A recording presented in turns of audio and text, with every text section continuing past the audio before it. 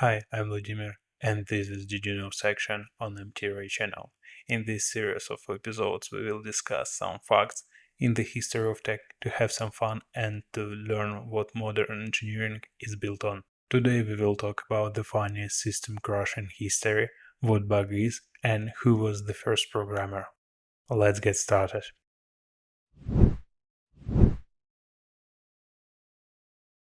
What was the funniest system crash in history? Yeah, this title is a bit subjective, and I bet you have some stories where that guy crashed the servers, or maybe you were that guy. Please share your stories in the comments. But I'm talking about this. This is ARPANET, the first prototype where the basic principles of the modern internet were invented. The abbreviation stands for Advanced Research Project Agency Network. The project was initiated as a means to catch up with the Soviets in the space race. The problem was in the exchange of information and communication between scientists. The main argument was that people in different universities have to reinvent a lot of stuff, and if they had a way to combine their intellectual strength, they would work more efficiently and faster. The ARPANET project was working for a very long time, and there were a lot of people who participated in the foundation. The leader of the project was Bob Taylor, who appointed Larry Roberts as a manager, Donald Davis, who was concept creator, and Paul Byrne as a designer. Bob Kahn and Leonard Kleinrock ran the calculation and worked with protocols to pass the data. Steve Crocker, John Postel, and Vint Cerf were engineers. Here's the map where you can see universities that were participating in the project at the time. The first two computers connected to ARPA were UCLA in California and SRI in Stanford, so it was the first line of ARPANET. And it was the moment when system crash of which I'm talking here happened. I mean, the first attempt to connect two computers wasn't successful. At that event, the main actors of the situation were Leonard Kleinrock, Vint Cerf, and some other engineers who connected the computers. And they were testing the system, speaking on the phone and trying to send some letters from one machine to another. The test was initiated by Vint Cerf at UCLA. October 29th, 1969, one of my programmers, Charlie Klein, and I were in this room. We decided to log on to this machine. Now, to log on, one has to type in LOG, and the remote machine will type in the IN. So our job simply was to type in LOG. Now, up at the other end, there was another programmer waiting to watch all of this. And we had a telephone connection between these two. Telephone connection so they could talk to each other. And what happened is, Charlie typed the L, and he asked, "You get the L?" And the answer was, "Got the L." He typed the O. "You get the O?" "Got the O." He typed the G. "You get the G?" Wacko. The system crashed. This machine went down. So the very first message on the internet ever was low, as in lo and behold. Well, they fixed the problem 2 hours later, although the story made me laugh when I first read it. I remember some old memes and videos with people who were angry with internet connection because it was slow, and the people in video games who were in rage mode because of a low speed connection. I even remember my first attempts to play video games with my friends via internet and with slow internet connection. But hearing that the internet could barely handle the word of 3 letters is a truly funny thing. Although this story teaches two things. First one, nothing hard and sophisticated works at the first attempt. So, if you have something in mind, keep pushing forward and you'll get it in the next attempts. Second one, the first people stood on the moon in the 1969 and the first break of the internet happened the same year. However, the moonwalk was just a muscle play, which happened to display capabilities and was translated to the real world. But the internet was built in shadows to help some small groups of people, and as a result, the internet became one of the greatest inventions in the history. So we never know what we can achieve at the start of our path, and the greatness exists in things that we're passionate about. The only thing we need is to be true to ourselves. And the most important entry in this document is shown right here. On October 29th, 1969, at 10:30 in the evening, Charlie Klein put in the entry, "Talk to SRI host to host." That's the record of that first message, low.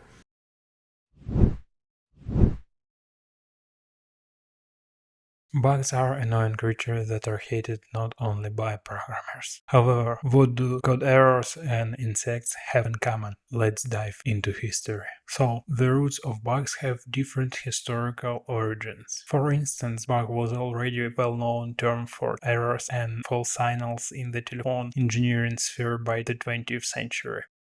Here's the famous Thomas Edison and his letter with the term bug. He stated, "You were partly correct. I did find a bug in my apparatus, but it was not in the telephone proper. It was of genus Scalbellum. The insect appears to find conditions for its existence in all call apparatus of the telephones." At the time, in 1878, it was a popular problem in telephones with different kinds of insects. In my experience living in dorms, I can confirm that cockroaches like to live in electronics.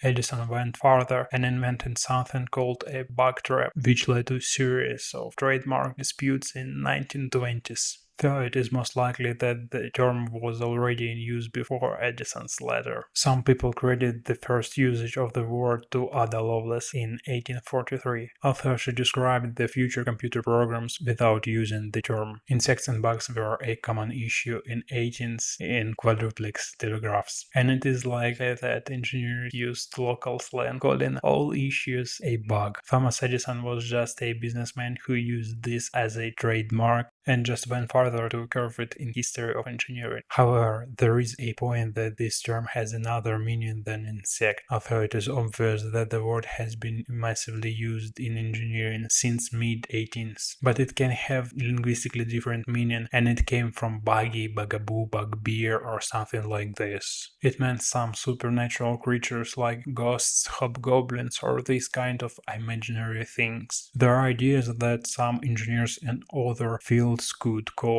errors like gremlin or hobgoblins, and it is a synonym to a buggy, and they would shorten it to a bug. Though in my opinion it sounds like an attempt to find other deeper cultural explanation than joke root from real insects. However, I like another story. Meet the Harvard Mark II. This is not the Vola computer, this is just a console of it. Here is a picture of the bank of relays of the Harvard Mark II. Why am I introducing the computer that is 70-year-old? It was the place where the first computer bug had been found. In order to convince you, I will show you the logbook and the first bug report. So, this is the photo of the logbook with the moth, or I'd rather say the bug, taped right into the logbook, and the logs state, first actual case of a bug being found. The author of this log is Grace Hopper, who is a kind of a legend in computer programming. She just found in Relay the most disturbing system and put it into history, although it was obviously a joke. As was discussed earlier, the term bug was already well known, especially in 1947 when the event with the moth happened, although the era of computers just started at the time, and it was the first bug officially recorded at the dawn of IT. So it was a great time to make jokes, right?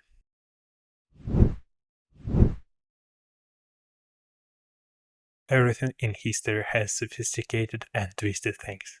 So it is hard to name absolute winner for the role of the first programmer. There are three main candidates for this role, two of which I have already mentioned earlier. So who are they? Ada Lovelace, Grace Hopper, and Konrad Zuse. Well, they have distinct achievements and they deserve to be appreciated as legends of the engineering world, although there is a reason for disputes to exist. So let's try to figure out who is who and what they did. I decided to start in chronological order. Meet the beautiful lady Ada Lovelace. She was born into a noble family in 1815. Long before the first computers were invented, her parents were Lord and Lady Byrons. Ada dabbled in many areas of science and math, including some science fads that were later proven to be false. Being noble was quite helpful for Ada, even though no one really wanted to raise her. She had easy access to the best social circles and possible education. In addition to that, Lady Byron sometimes pushed Ada to study and supported her personal growth. So it played well for Ada Lovelace and her inquisitiveness, allowing her to study and do whatever she wanted. And in addition, it helped her to meet different people. And once upon a time, Ada met Charles Babbage via her tutor. Here are the pictures of Charles Babbage and the difference machine. A difference engine is an automatic mechanical calculator designed to tabulate polynomial functions. The name difference engine is derived from the method of divided differences, a way to interpolate or tabulate functions by using a small set of polynomial coefficients. In some senses and in some sources, Charles Babbage is considered as the father of the first computer, although this is not so simple too, and it can hardly be so. If you wish to see the story of the first computer, press like or leave a comment. In 1842, Ada translated Italian mathematician Luigi Menabrea's French transcription of a lecture that Babbage had given on his new analytical machine device. She added a series of her notes and additions to the translated paper, which grew at 3 times of original lecture. Ada included ideas on how to calculate certain complex mathematical proofs by programming the machine once it was built. Here's her notes, aka the first program. Although the analytical machine was never actually built, researchers today believe that her program would have likely worked. Beyond the first computer program, Ada was also one of the first thinkers to speculate on the non-mathematical applications of computing devices. In some of her writings, she described how other natural phenomena such as music could be made to correspond to mathematical operations and described through computation. She believed that operations could correspond to any number of other kinds of languages and express ideas in many different forms, going above and beyond the imaginations of many of her contemporaries on the possibilities of mechanical computation machines. So it was all programming in IT career of Ada Lovelace. Those who thought how can programmers exist in 19th century was right. They cannot. In her defense, I would say that on the first grade of my bachelor, I had a coding exam where I should have written a computer program on the paper sheet. It is hard to call Ada Lovelace the first programmer, even though she had provisionary ideas. But the next 2 candidates who compete for this title worked with real computers. Grace Hopper and Konrad Zuse were 2 scientists who worked on different sides of the Second World War. Meet Grace Hopper. She is the one who self-identifies as the first programmer and who is mostly considered as the pioneer in this field. Grace Hopper decided to join the US Naval Reserve and ended up working with Howard Aiken in the top-secret basement of Harvard University. As soon as she arrived, Aiken put Hopper in charge of the Mark I. The Mark I was in fact the first operating machine that could execute long computations automatically. That's the Mark I. It didn't have a manual of operation. Grace Hopper learned how to operate it and wrote the manual herself. This turned into Grace Hopper's first publication. a manual of operation for the automatic sequence-controlled calculator, published in Annals of the Harvard Computation Laboratory in 1946, just 2 years after she got into the basement. Well, another Hopper's famous work is Computations for John von Neumann, who was working at the Manhattan Project at the time.